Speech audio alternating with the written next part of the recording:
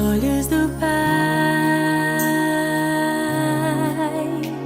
você é uma obra-prima que Ele planejou.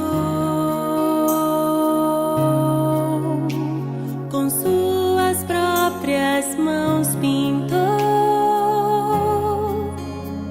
a cor de sua pele, os seus cabelos desenhou, cada detalhe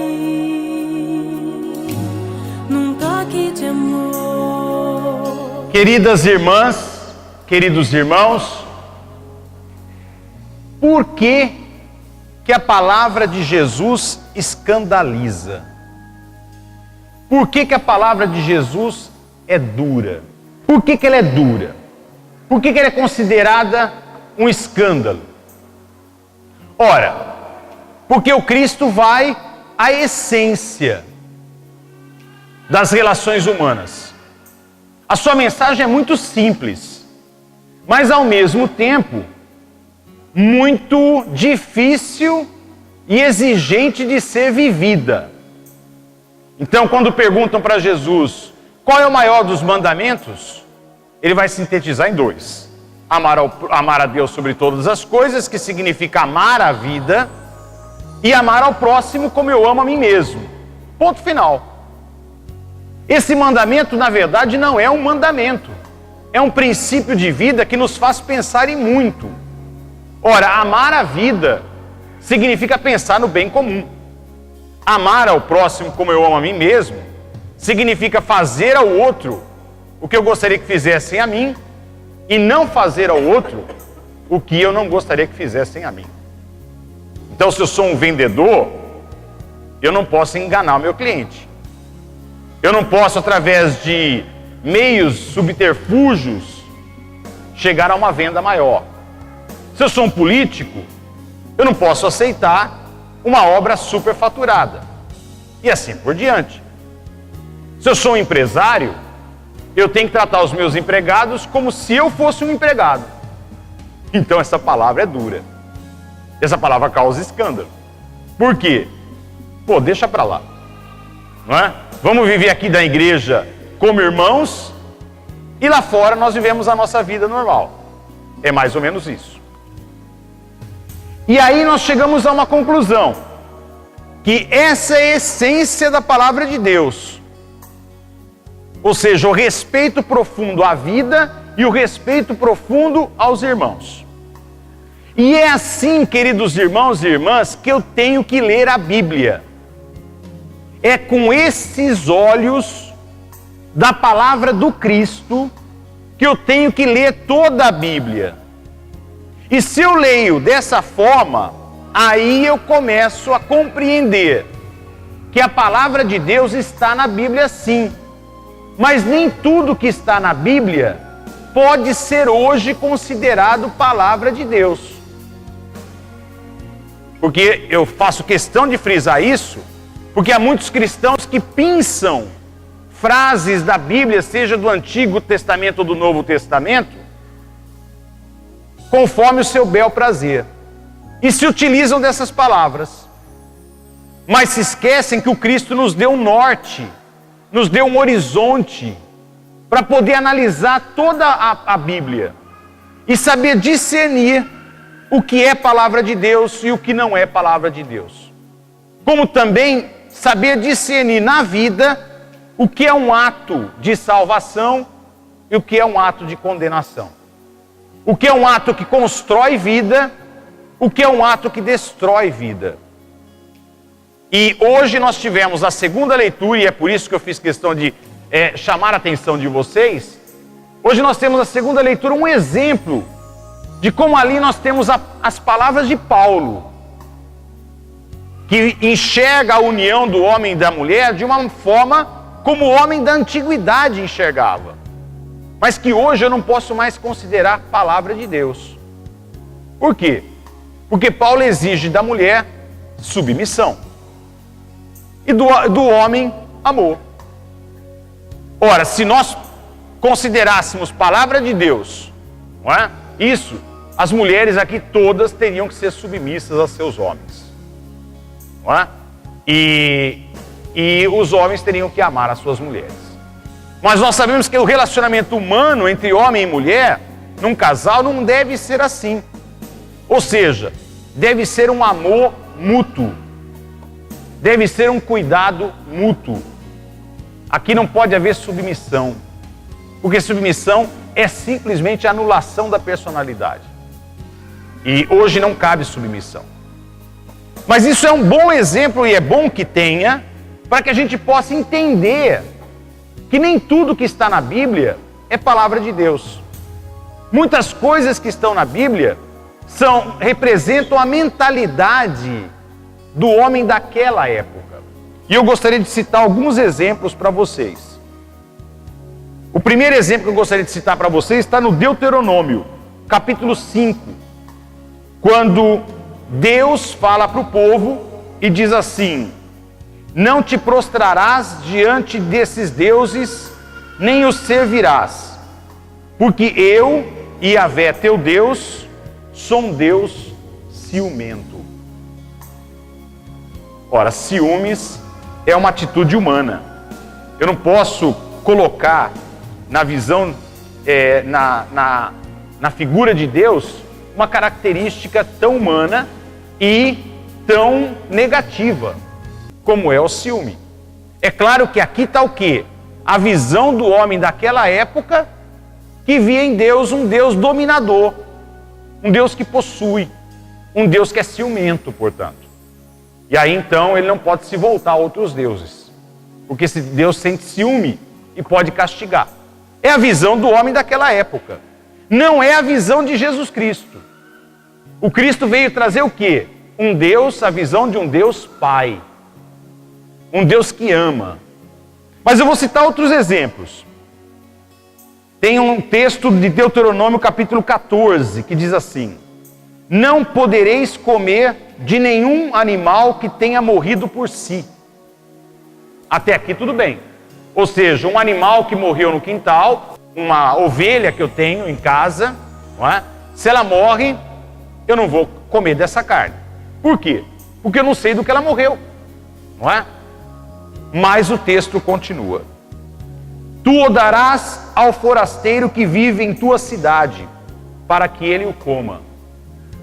Ou seja, o andarilho, o mendigo que está na rua, não é? Aí você faz caridade com essa carne. Aí você dá essa carne para ele. Se ele morrer, se ele não morrer, tudo bem, não é? Pior que o texto continua: ou vendê-lo-ás a um estrangeiro. Aí eu faço dinheiro com essa carne. Levo mais vantagem ainda. Além de me mostrar caritativo, agora aqui eu ganho dinheiro, não é? Por quê? Qual é a justificativa? Vem logo depois. Porque tu és um povo consagrado a Yahvé teu Deus. Ora, esse texto não pode ser considerado palavra de Deus, correto? Mas era a visão do homem da época, que achava que o povo de Israel era o povo eleito. E o resto era o resto. O resto não era importante. O que era importante era o povo de Deus. Era o povo eleito de Deus. Então essa é uma mentalidade que não pode existir entre nós. Esse povo eleito se achava no direito de conquistar cidades. E aí vem um texto também que diz assim: quando estiveres para combater uma cidade, primeiro propõe-lhe a paz. Mas vejam bem que paz é essa. Se ela aceitar a paz e abrir-te as portas, todo o povo que nela se encontra ficará sujeito ao trabalho forçado e te servirá. Essa é a paz proposta. Entenderam bem qual é a paz, né? Agora, se eles não aceitarem, aí sim você vai cortar, passarás todos os homens ao fio de espada. Quantas mulheres, crianças, animais e tudo o que houver na cidade, todos os seus despojos, tu os tomarás como presa. E comerás o despojo dos inimigos que Yahvé teu Deus te entregou. Ou seja, Deus entrega a esse povo as suas presas. É claro que é uma visão de um povo que se sente o povo eleito. E que se sente que Deus o escolheu e que Deus está do seu lado. Então ele tem o direito de fazer o que quiser com os outros. Ora, não é isso que o Cristo pregou. Aí vem outro texto que diz assim, se alguém tiver um filho rebelde, indócil, que não obedece ao seu pai e à sua mãe, e não os ouve mesmo quando o corrigem, o pai e a mãe pegarão e o levarão aos anciãos da cidade, à porta do lugar, e irão dizer aos anciãos: este nosso filho é rebelde e indócil, não nos obedece, é devasso e beberrão. E todos os homens da cidade o apedrejarão até que morra. Esse é o castigo para o filho rebelde. Tá? É pena de morte. Aqui nós não podemos considerar a palavra de Deus. Aí vem outro texto também, que é considerado a filha, a mulher que se casou e não era virgem. Então o homem que descobre na noite de núpcias que ela não é virgem, vai e denuncia aos anciãos. Não é? E os pais têm que provar que não, que ela era virgem. Contudo, se a denúncia for verdadeira, se não acharem as provas da virgindade da jovem, levarão a jovem até a porta da casa de seu pai, e os homens da cidade a apedrejarão até que morra, pois ela cometeu uma infâmia em Israel, desonrando a casa de seu pai. Isso está no Deuteronômio, capítulo 22. Mas aí vocês podem dizer para mim: ah, padre, mas isso é Antigo Testamento. O Cristo já renovou tudo isso.